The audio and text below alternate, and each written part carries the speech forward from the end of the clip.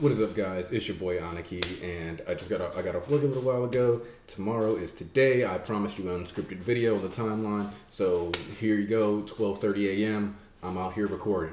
So one of the things I wanted to address in this video is what it means to actually be a member of the main cast, what it means to be the main characters in a series, and how do you determine who's a main character versus a secondary or a support character, or who's a member of the background or like a recurring character that might not necessarily be instrumental to the plot, but may in fact show up repeatedly. And I understand that there's a lot of series in which there's people kind of feel like, yeah, the main characters are the class and the students, but at the same time, I have to pose a question to you, which is how many big anime that you really think of or series where there's students in the class, you know, they're set up and all 20 of them are really important. Now, this isn't to say that you can't make this mistake genuinely, because at the end of the day, you would think, you know, the season 1 opening had a heavy emphasis on all the students. But the reality is that that wasn't about who the main characters are necessarily. That was about the characters you had available to you at the time. If you were to even compare someone like Aizawa to, say, Koji Koda, Aizawa has clearly had far more narrative weight, far more impact on the story than Koda has by miles. The main thing that determines whether or not a character is a main, a side, or a background is their direct proximity to the main character, their influence over the main character's journey, their influence on the plot itself, and their ability to resonate with the thematics of the series and how they present them. So when you have characters like Koda or Invisible Girl, who, while yes, they may be in frequent episodes, they're mostly in the background. They exist to fill out the roster, and they exist to make it a more believable school setting. And the thing is this isn't very rare at all. If you think back to series such as Bleach, you had characters like Ichigo, Uryu, Orihime, and Yasutori Sado, or Chad, and as he's called in English dub, where those are the 4 main characters of the series. And then you can look at people like Rukia and Renji as potentially more. And in fact, I would argue that by the time you get to the 1,000-Year Blood War, that the main characters are in fact Ichigo, Uryu, Sado, Orihime, Renji, Rukia, and Byakuya ends up being elevated due to crazy toxicity amongst the fans, but we're not going to get into that right now. The main idea for this is just because you're in class with the main character, and just because the main character may spend a lot of time in the class, does not necessarily make you a part of the main character or the main roster. This is apparent even in series like Assassination Classroom, where Nagisa and Karma are clearly more important as characters than many other students within the class. And that is perfectly fine. This isn't about juggling rosters. In fact, it's about who's going to best embody the thematics of the series and what ways in which this is going to be communicated. Now, instead of thinking just like primary character, side character, and recurring character, or background character, let's also just think of this as phrases like primary, secondary, and tertiary. Now, the thing is that to be a side character or a secondary character, you pretty much need to have your own, like a decent enough story arc for yourself going. But then there also has to be a heavy tie-in to what the main character's goals usually are, just because your proximity to them tends to align your purposes. In One Piece terms, the Straw Hat Pirates are the main characters. They are the main cast, no matter how many people show up along the way, no matter how much I love Trafalgar Law. Law is not one of the main characters. He may be instrumental, he may be very important to the plot itself, but at the end of the day, this is Luffy's journey. This is a story of Luffy and his crew, the allies they acquire, the power that Luffy has to attract and bring people together. They, like people like Law, even the Red Scabbards, they may be main characters or like main focal points for arcs, but when you look at the overall story, they are not the main characters. There's an entire, you know, 500-600 chapters where Law and all these other characters are not that important, and that's okay. We do not need to falsely inflate the importance of a character in order for them to have impact. For example, another character that was in many arcs in another series, let's use Soul Eater as an example. Excalibur is one of the most important artifacts. He's extremely powerful. He's a great piece of lore, world building. He is not even a side character. I would argue that he is a recurring character or a tertiary character, because if you remove Excalibur from the plot, very, very little changes. Yes, you have the ending where if you read the manga, he's there, and like obviously an old friend of death. And then you have the Seven Circles of Hell arc where again Excalibur pops up and he's capable of cutting through the dimensions, but they don't even use him to get through that storyline because they dislike him so much. He is functionally just a gag within the series that constantly pops up and does a bit of info dumping, but he is not at all about like what the main themes of the series are. He's not one of the driving forces of any of the plots outside of when they go to collect him. And even then, he just becomes like a gag that pops up and has one of my favorite manga gags of all time with his speech bubbles layering over other people's speech bubbles because of how self-important he thinks he is. So when we look at My Hero Academia, we have to look at what is the influence on the story, what embodiments of what themes are being embodied through these characters, and how much of that is being driven home by their execution within the plot. Now, let's take the very basic theme of not all men are created equal, said on the first page. Deku says he learned this at a very young age, and then let's figure out what exactly and why not all of 1A being main characters makes this theme resonate far better. Now, if you look at just the quirks amongst class 1A, many people will go, well, Mineta's not that good. His quirk is just sticky balls. And yes, he can bounce off of them and use them well. But when you look at somebody like Bakugo, whose quirk is explosion and allowed him to net 77 points in the entrance exam, it's obvious that there are certain people who are going to be more combat effective as heroes than others. This makes it very easy to kind of highlight what's going on within the story. MHA is not a story about every single student and their journey to be heroes. Now, that being said, you can shift up in importance throughout the story. So, where we are right now, I would say that Class 1A is definitely not the main roster. You need to look at what's been happening and what's been driving the story forward. The main linchpins to the current arc during the Paranormal Liberation Warfront, it's not even Deku, it's not Bakugo, it's not All Might, it's actually characters like Endeavor and Hawks. Aizawa's investigation leads to a lot of things. There's so many professional heroes that actually have more value to the story and add more to the table than the students do currently, and that is intentional. The point of this story is not to necessarily give every student its shine. Horikoshi himself, during the manga volume extras, directly stated that Hanta Sero is intended to be a background character. He likes his design and may do more with him in the future, which is why you occasionally get to see Sero as a recurring character popping up during like the Heroes Rising movie, where he gets to tag team with Uraraka, or where he's paired with Deku and Uraraka during the provisional license exam. It's a good way to give a character some time to shine in the sun, but it does not make him a main character. Now, another example of this using another series would be Bleach. You have Keigo and Tatsuki and several other students that Ichigo and Orihime and Chad and Uryu were around for a good while that managed to pop up throughout the story, thinking about how even though Tatsuki and Keigo and them were not that important to stopping the Arrancar at all, they still got a little bit of time to show up, be around, and effectively, give us some grounding mechanisms for, yes, these may be teenagers that are going off to go do and fight against giant spirits and effectively went to heaven to challenge gods. But at the end of the day, they still have schoolmates, they still have classmates, and you might be wondering why you would rely on a mechanism like this. And it's really just about grounding and suspension of disbelief.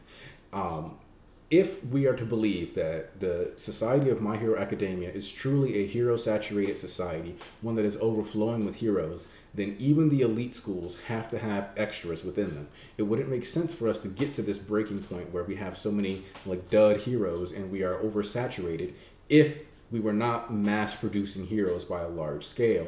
In fact, even though Provisional License Exam is one of the least liked arcs in the series, it is directly stated within this arc that the reason why they handled the exam the way they did is because they realized that they had been letting so many people become heroes that the current crop wasn't necessarily cutting it, really. It's just that they had All Might in so many people. So what they wanted to do was up the quality of heroes without necessarily being focused on the quantity. So let's look at the way the exam was structured. You had over 1,500 examinees. Only 100 made it through the first phase of the exam. Like, actually think about that, though. Immediately separating the wheat from the chaff. My Hero Academia, think back to what they started with. Not all people are created equal. Therefore, you had people like Deku, people like the UA students in Class 1A that are seen as better, having better quirks, better training, and by going to these elite schools, they were able to outstrip people who were in their second and third years, some people directly begging for Deku not to take him out just because they needed to pass that year or they were done. They were on the path to be like Gentle. They wasted effectively their high school years training to be a hero for nothing. But that's the name of the game in My Hero Academia. You crush dreams, whether you're a hero or a villain. That is what you do. In fact, speaking of that, the League of Villains as characters have more time and narrative weight and focus than any, or a good chunk of Class 1A, I should say. If you look at Koji Koda, if you look at Hantasero, Sugar Man, Invisible Girl, up until recently, you could argue Mina, like, there's a good chunk of characters, Mineta, there's, let's see, who else? Even if you just look at, there's characters in 1A that are comparable to characters in 1B. And that is just kind of because not everybody's important. Ojiro. The reason why some of these characters' names can't be remembered is because you're not necessarily supposed to be focusing on them within the context of the story. When you want to discuss the elite characters, then you will need to focus on who's elite, who's setting the trend for the future generations. And the things that determine main characters are usually proximity to the main character, and their influence on thematics, like I mentioned. So, or, this is important too, their ability to impact the world. So you have characters like Tokoyami, who, while he isn't necessarily one of Deku's best friends, he is a highly skilled character, which gets him moved into the supporting character roster, because Tokoyami is still not going to be in every arc. He's not somebody who's getting a bunch of focus. He's yet to get a real heavy character arc written around him, but he does have stuff that's constantly being layered in throughout the series. There's no arc in which we hard narrow in and focus on what Tokoyami is thinking, doing, and feeling. We get a couple chapters here and there dedicated to his interactions with other characters who are just as important to the overall plot and thematics of the series. Hawks, who symbolizes the gray of Hero Society and the Hero Commission's suspect decisions, is far more important, and at the very least, a support character. You would look at him and you would say, yes, he outstrips the value of Sero, he outstrips the value of an Invisible Girl, Meat Boy, all these other characters that you've already known that are in this class. But if you think about this Paranormal Liberation Warfront arc and the Pro Hero arc, this and My Villain Academia, Hawks was in these three big arcs, making the most important decisions that he could possibly make within the context of the story. Hawks setting up Endeavor and Kyushu was necessary in order to get more people to rally behind Endeavor, to hopefully get him to encourage others, to have people following in his footsteps, training harder, trying to become more like Endeavor, striving to beat All Might. Hawks was trying to set that up. He even says at the beginning, I'm trying to be your producer. Yes, he was attempting to infiltrate the League of Villains, set it up so that he could fight Hood-chan and all these other things. But at the end of the day, he was trying to influence the the sociological view of the people around him. He just wasn't aware of how deep the Meta Liberation Army's influences already were at the time, which he surely did manage to explore during My Villain Academia once he's finally able to get close enough to the League of Villains to officially infiltrate them due to Dabi telling him, yeah, sure, you can join, after he brings him a fake body of Genus, who's on his way to the battlefield now. Genus is another example of a, at most, recurring to support character. Why is he? Because he's an elite hero, sure, but he's been consistently taken out of the story, and he's important to Bakugo, and let's be real, the influence that Genus has had on Bakugo is still more tangible within the series than several students in 1A, and that is deliberate. Horikoshi is trying to show you that there's a separation between the origin trio, their friends, or as people call them, Baku Squad or the Deku Squad. When you look at like Uraraka, Ida, Kirishima, Kaminari, or as Kaminari called them, Bakugo and the Kachans. You have characters that are built up around each other, the main core being those three. So then you look at Momo, who's right next to Todoroki, who's one of his big influences, who helped him learn to trust in other people's strategies and what their ideas were, which comes into play later, that even though Bakugo is the one who ends up leading him in this fight against Shigaraki, it's important for Shoto to go ahead and take those steps, acknowledge that Bakugo has the strategic mind, him and Endeavor both follow up, it's normal, it's fine, it's what they need to do to win. These steps are necessary based on the influence of side characters. Now, when you think back to how much influence, I don't know, Sugar Man has had and what his impact on other characters has been, it's nothing.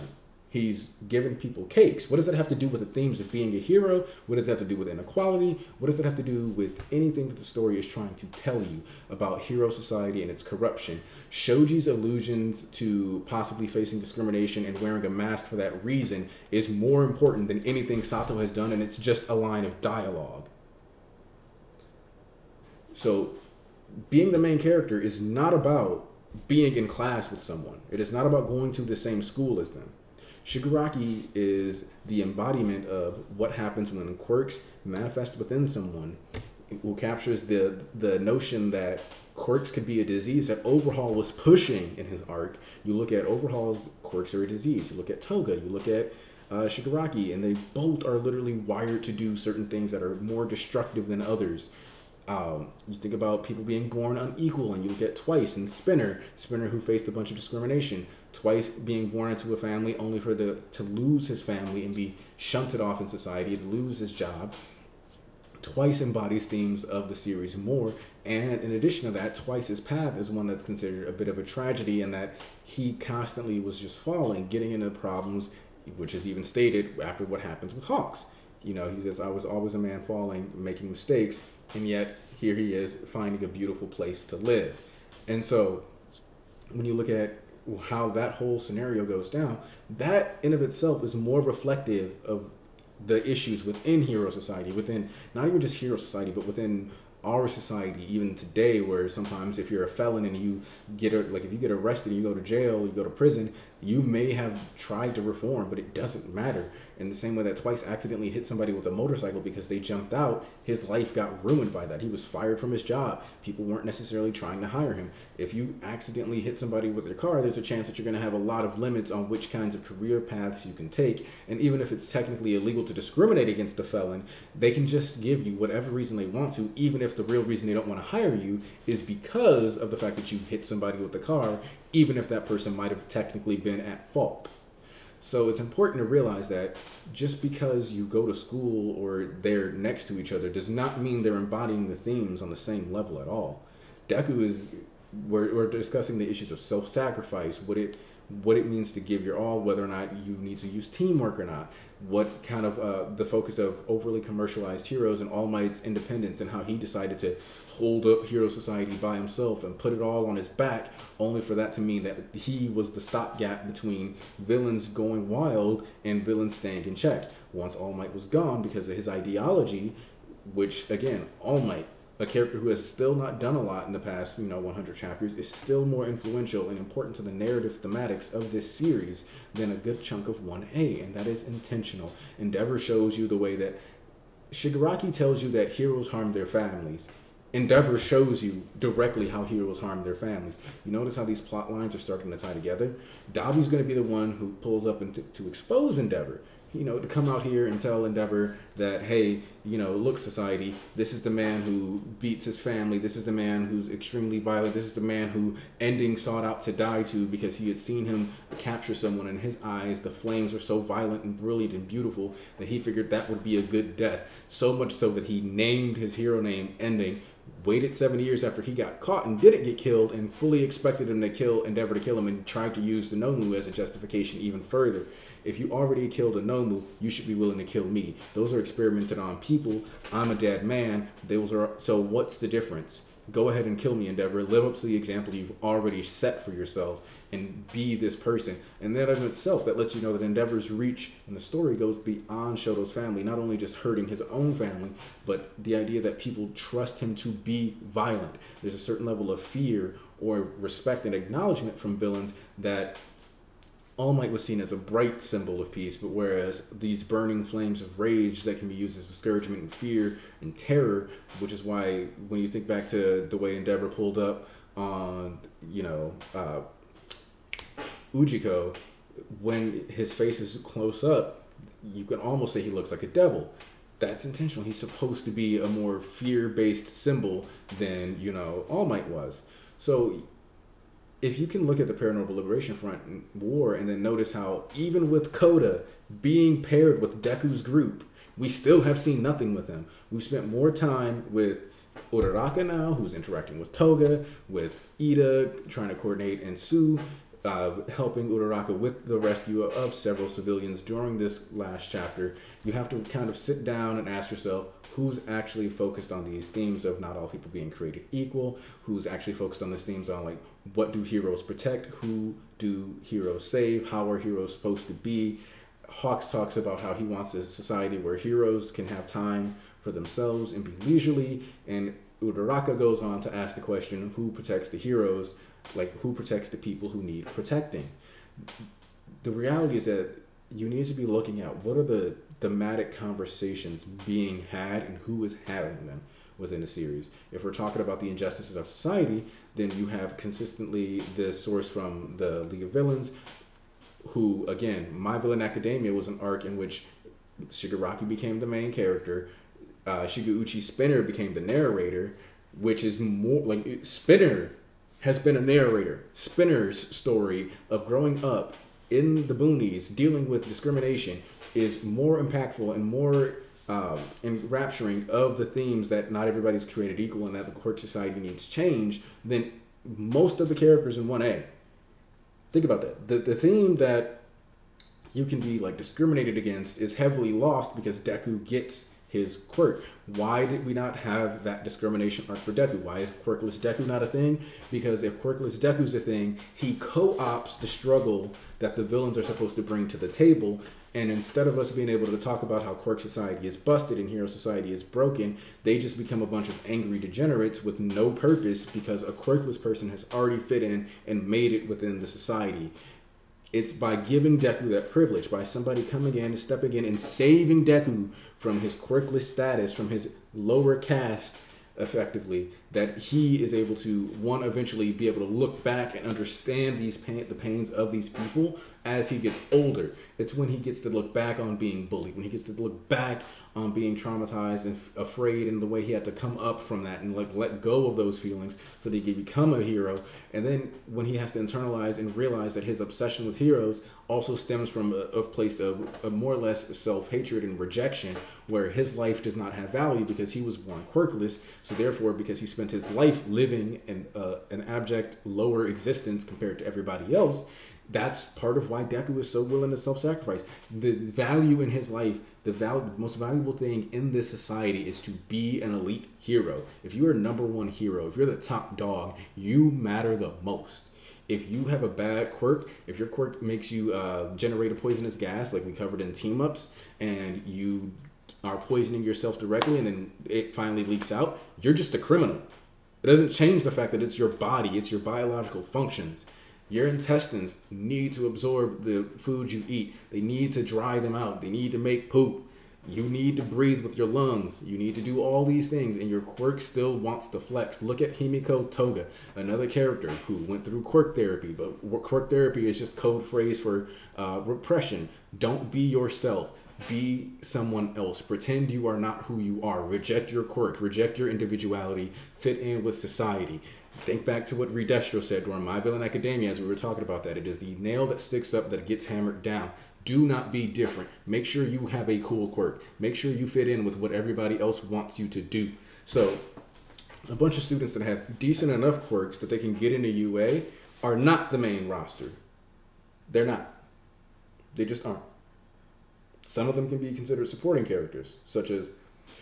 So, if you want to look at the students in 1A, let's go. Deku, Bakugo, Shoto, Origin Trio, Uraraka, female lead. Then you drop down a tier into those are your primary students in class 1A. That's your main 4 right there. You go into your secondary category, and then you have characters like Jiro, Kaminari, Momo, Sue, and Ida, along with Red Riot. So you got about 11 of the 20 kids that are really being emphasized and pushed here. Mina's moving up. But notice Mina didn't start moving up until she finally had a fumble. So what does that leave Hagakure? Where does that leave Tailman? Where does that leave Grape Rush? Where does that leave Cellophane? Where does that leave Sugar Rush? Like, where is those characters not being as important? That's where it leaves them. Because they're not the ones who we need to follow for this story. And I guarantee and trust that Shoji and Tokoyami, as characters who would be discriminated against, if you read school briefs that I have on the shelf back there, Tokoyami has to go through an entire phase at a carnival after he gets tickets from Native. Ida gets tickets from Native to go to the amusement park, where he has to deal with a character, a little girl being afraid of him and his bird head because he's a mutant. So you have Tokoyami, you have Shoji, who's been discriminated against, and we've had the setup of the CRC with the Creature Rejection Clan. You have all these small themes being built up, and maybe as we transition, maybe as Endeavor falls, maybe as, you know, we don't have Midnight anymore because it looks like she's probably dead. You know, X-Less bit the dust. You got all these characters and pro heroes that they need to, as they die. 13 is realistically gone because 13 tried to absorb the decay wave. That's not how that works. Crust died. Not even a support character, another background / recurring character. Yes, he was given a nice moment, but that doesn't make him a main or even a side character. That's tertiary. You can have a couple of good moments, but not be that important to the overall themes of the series. It's a nice moment. Self-sacrifice is important for heroes, but at the end of the day, this character was not designed to make you focus in on him, write a giant, you know, video essay, or really get a big dissertation. You're supposed to be like, boom, surface level, in the moment. That's why it's quick, it's digestible. That's why, you know, a lot of these other side characters' moments are strictly combat oriented, or like Coda immediately gets eliminated in the first round in training. Coda gets taken out. Red Riot, because he had his moments already during Overhaul arc, was set aside specifically so that we could get a little more Kaminari focus, so we could flesh out Sue's mind as a leader, and so that we could actually have Shinso get a moment within the context of the series, but also show off the strategic capabilities and the fighting prowess of Class B.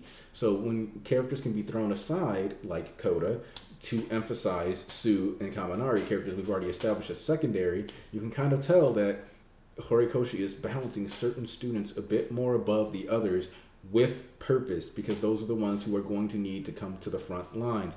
Characters who have more elite quirks, like Dark Shadow, like Electrification, even if they aren't in close proximity to Deku, do still get higher status and priority within the story because they're not created equal, but they will matter just because they are a force. So instead of just letting them, you know, level up in the background, he's let them be those secondary characters that you can kind of like follow and see as they progress through the story.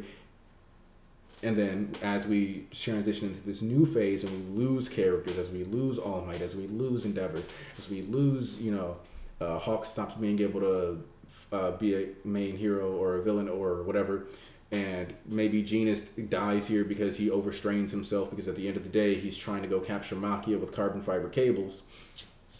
Once you get through these scenarios, you finally get to see that, okay, yeah, these characters that were set up to be just for little pawns, more or less, in the game to help establish other characters in this series. It is not always about who's in class with you. Just like I mentioned earlier, Keigo, Tatsuki, these characters that were in Bleach, that were alongside Ichigo, that could see ghosts, that could do and interact with these spirit worlds, that Kyoraku even took the time to say, hey, if Ichigo can't come back, I'll find a way for you guys to come talk to him. All these characters exist, but that doesn't make them main characters. Even if you look at someone like Shino in Naruto, for example, Shino is what I would consider a tertiary character. He's a background recurring character. He is not even a side character when you compare him to Shikamaru, who wasn't focused nearly as much, but at least he got an arc. And even within the context of that arc, you got to see the difference of importance narratively between Shikamaru and Shoji and Ino. So it's important to realize that just because you get to stand next to the main character, or just because you get to be on screen with the main character frequently, if you're not driving the story, if you're not embodying its thematics, if you're not, you know, at the very least pushing the other characters' development a lot, then you're not a main character. That's how it works. My Hero Academia's main characters would be Bakugo, Deku, Shoto, Endeavor, All Might, arguably Eraserhead, Uraraka, Shigaraki, Toga twice. You know, the League of Villains. So you have like the League of Villains, the main good guys. And as we transition, Mirko may step up because, you know, it looks like she might get to be a teacher with these injuries, and we're going to have to, you know, as we're losing different UA faculty members, there's going to have to be a future of some kind of education and guidance. But yeah, this video is already getting towards 30 minutes, and I didn't even plan for it to be that long, but it's an unscripted, so that's, you know, to be expected.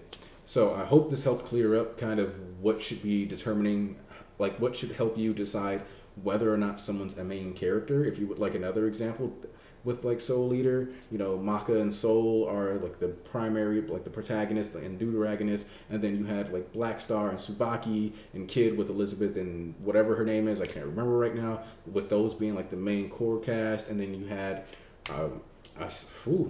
he was like the prototype for Ogun. I can't remember his name. It's been a couple years since I read it, and it's 1 a.m. So yeah, but he had like the boxing gloves and the vector abilities. So you kind of can, if you look through series and you really start to think about it, you can always notice there's a separation between this is like the main focus, the elite of my roster, and even if you get to show up a lot, if you don't do much with the story, you are not a main character.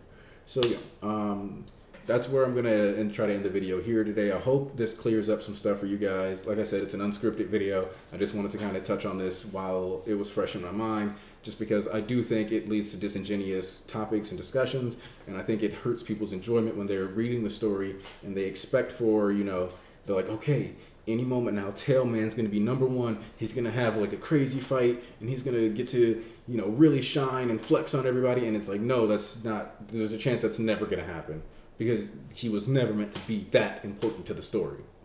And so sometimes you just kind of got to accept that you attach yourself to a little gremlin in the background, and that character just isn't going to get to be as important as others. I think this is something that we've all seen. I mean, even with the Konoha 11, everybody would have loved to have seen more of Rock Lee, but Rock Lee was not a main character. He was a side character in part 1, and honestly a recurring character or a tertiary character at best in part 2. It's just kind of the way the stories work. You know, as you shape up the thematics, you can trim out people from the roster as they've served their purpose, because some characters are just there to build the world and flesh it out. There's a certain level of realism that needs to be achieved, and if you're wondering why we have to have 20 students in class 1A, it's because it's supposed to be a hero-saturated society, like I said, and a hero-saturated society isn't going to be like in Jujutsu Kaisen, where, yeah, it's just Yuji, Megumi, and Kugisaki in that one class. Why? Because Jujutsu sorcerers are rare. It's a very private institution. They're not necessarily something that's common knowledge, and that's just the reality of the situation. So I hope you guys enjoyed this video. If you made it this far, or like at least I hope this helped you, is going to help you or people you know to understand My Hero Academia a little better. But yeah, if you like anything I had to say, like share, like, subscribe.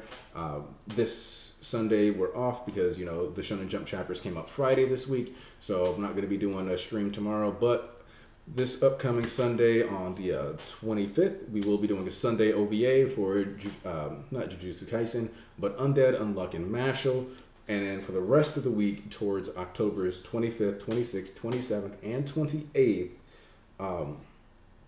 the projected projects will be a Avatar: The Last Airbender stream for the 26th, I believe, if I'm remembering this right. 26th will be Avatar. The 27th should be Young Justice, Teen Titans, those kinds of videos. Wednesday, the 28th, is going to be Overrated versus Overhated.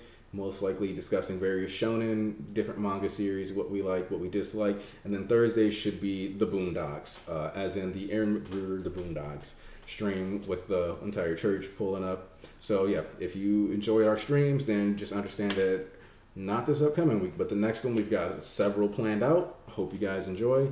Like I said, leave a like, subscribe, and share. I don't know what else to say, but Aniki out.